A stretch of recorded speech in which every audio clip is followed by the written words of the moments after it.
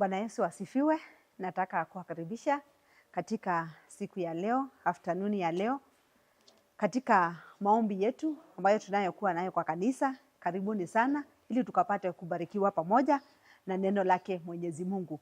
Pamoja nami tunaisoma katika kitabu cha Zaburi wa 126 mstari wa kwanza tufike uwe wa 6, na nitasoma. Bwana alipowarejesha mateka wa Sayuni, tulikuwa kama waotao ndoto. Ndipo kinywa chetu kilipojaa kicheko na ulimi wetu kelele za furaha. Ndipo waliposema katika mataifa, Bwana umewatendea mambo makuu. Bwana alitutendea mambo makuu. Tulikuwa tukifurahi. Bwana, uwarejeshe watu wetu waliofungwa kama vijito vya kusini. Wapandao kwa machozi watavuna kwa kelele za furaha. Ingawa mtu anakwenda zake akilia, azichukuapo mbegu za kupanda, hakika atarudi kwa kelele za furaha, aichukuapo miganda yake. Tuombeni. Baba na Mungu wetu, tunashukuru jina lako. Asante kwa ajili ya masaa ya jioni ambayo umetupea ili tukapate kusikia neno lako. Nena nasi maana tumetulia Mwenyezi Mungu, na neno lako wacha ukalifuatilia na likatende mema katika maisha yetu. Uinuliwe na umidiwe na nafsi zetu katika jina la Yesu tunaomba pamoja na kuamini. Amen. Amen. Unaposoma katika Zaburi ambayo tumesoma, ni Zaburi inayonena juu ya wana wa Israeli ambao Biblia inasema ya kwamba kwa wakati huu walikuwa wametekwa mateka huko Babiloni. Na wakati kama huu, wakati ulifika, Mungu akapata kuwatoa katika nchi ambayo ilikuwa nchi ya Babiloni. Na alipowatoa, Biblia inasema ya kwamba Bwana alipowarejesha mateka wake kutoka Sayuni, tulikuwa kama waotao ndoto. Kwa hivyo kwao matarajio yao hayakuwa ya kwamba Mungu anaweza kuwatoa mahali pale. Lakini wakati Bwana alipowatoa, ndipo sasa unaona wanasema ya kwamba ilikuwa kama ndoto kwao. Hawakuwa wanaamini ya kwamba Mungu amewatoa katika nchi ya utumwa. Mungu amewatoa katika shida ambazo walikuwa wanapitia. Hawakuwa wanaweza jua ya kwamba kumbe Mungu anaweza ambadilisha ile hali yao ngumu na ikue furaha na ikue shangwe katika maisha yao. Kwa hivyo ndio maana unaona hata wanafika wanasema ya kwamba ndipo kinywa chetu kilipojaa kicheko. Yaani wakajawa na furaha, wakajawa na kicheko juu Mungu amewatoa katika nchi ya utumwa. Mungu ametoa katika mahali ambao walikuwa wananyanyaswa. Na ndipo sasa siku ya leo nataka tuone jambo ambalo ni ile ya kwamba vile Mungu anatuletea furaha. Mungu anaondoa machozi yetu na anatuletea furaha, from tears to joy. Yaani Mungu, watu walikuwa wanalia, lakini dakika ile nyingine Mungu amepindua hali yao. Imekuwa hali ya furaha, imekuwa hali ya kushangilia. Ni kana kwamba walikuwa katika hali ya aibu, lakini sasa Mungu ametoa ile aibu yao, ameweka furaha, ameweka kicheko ndani ya maisha yao.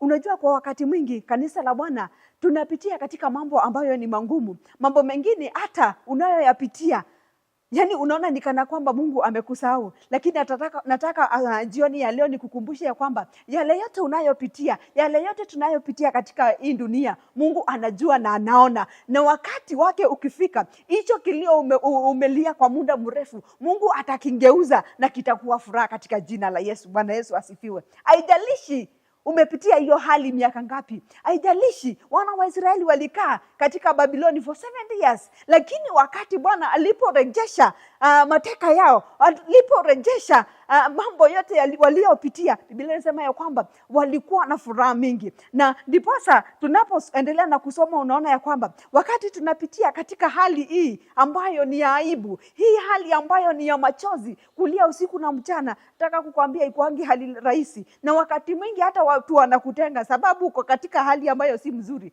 Lakini wakati Bwana anapokukumbuka, nataka kukwambia kwamba atarejesha hiyo hali yako. Hicho kilio chako Mungu atakigeuza kikuwe furaha. Jambo la kwanza, Bwana anapoturejeshea furaha yetu, anapotuondolea kilio chetu na kuturejeshea furaha yetu, Biblia inasema ya kwamba mstari wa kwanza na wa pili tunaona kama waotao ndoto.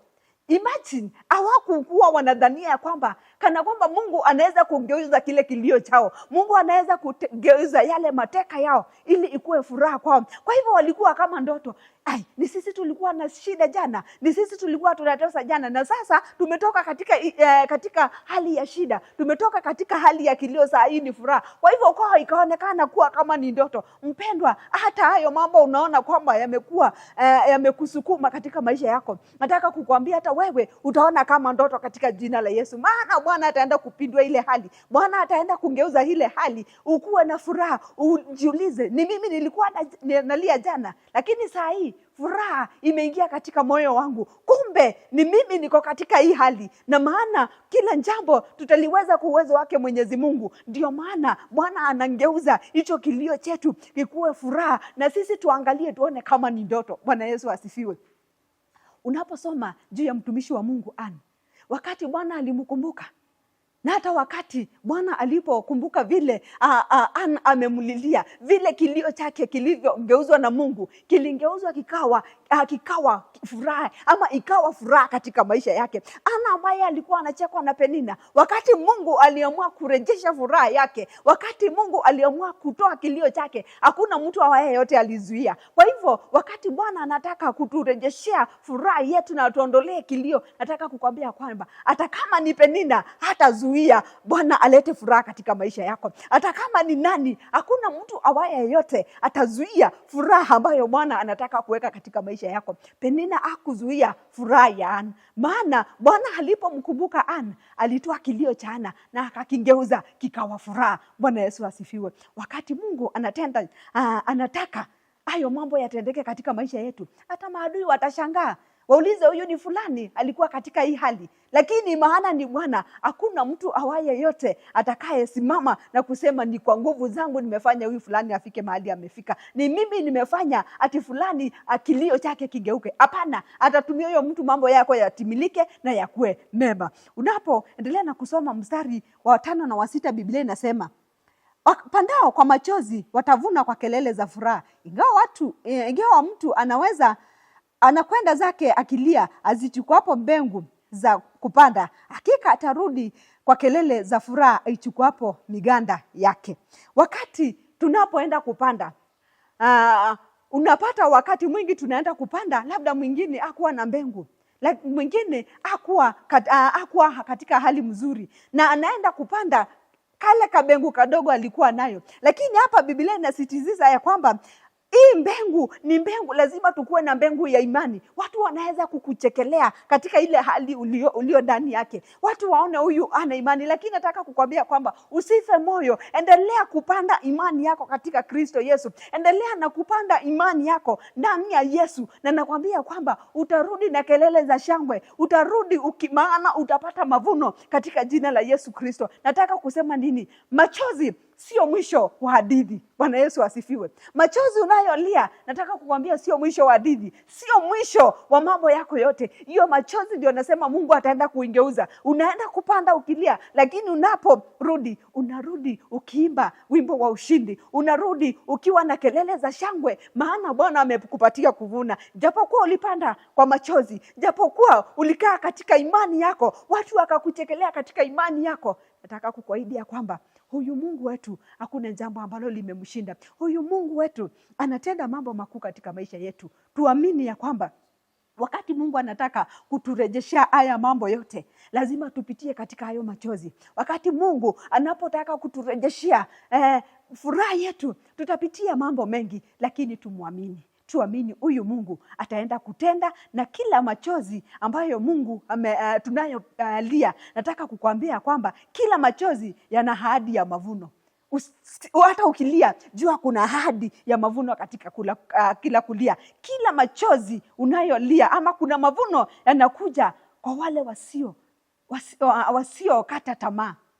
Kunayo machozi ambayo Mungu mavuno ambayo yanakuja kwa wale wasiokata tamaa. Usikate tamaa, na mimi nisikate tamaa, maana hivi karibuni tutaenda kuvuna katika jina la Yesu. Bwana atubariki, Bwana atuonekanie. Tujue ya kwamba magumu tunayopitia hayatazuia Bwana wetu kutubariki. Hayatazuia Bwana kuondoa machozi yetu kuwa furaha. Haijalishi umelia muda mgani, haijalishi umekuwa katika hiyo hali kwa wakati gani. Tumwamini huyu Mungu na ataenda kutenda. Tuombeni. Baba yetu, katika jina la Yesu, sema ni asante, wewe ni mwaminifu. Asante kwa ajili ya neno lako. Pokea sifa na utukufu. Mkweli Mwenyezi Mungu ulinena na wana wa Israeli ya kwamba Mwenyezi Mungu utaenda kubadilisha hali yao kutoka kwa machozi, mfalme wa Israeli atakuwa furaha. Na maana tumeona shuhuda zako Mwenyezi Mungu, tumeona ukitenda mambo makuu. Wewe utaenda kutenda kwetu Mwenyezi Mungu. Fuatilia neno lako, hata kama tumepitia mambo magumu aje, tunakutumainia wewe Mwenyezi Mungu, maana baada ya kilio cha machozi kuna mavuno, katika jina la Yesu Kristo. Na tusikate tamaa, maana umetuahidi hivyo. Pokea sifa na utukufu, na ni katika jina la Yesu Kristo tumeomba pamoja na kuamini. Amen. Barikiwe sana.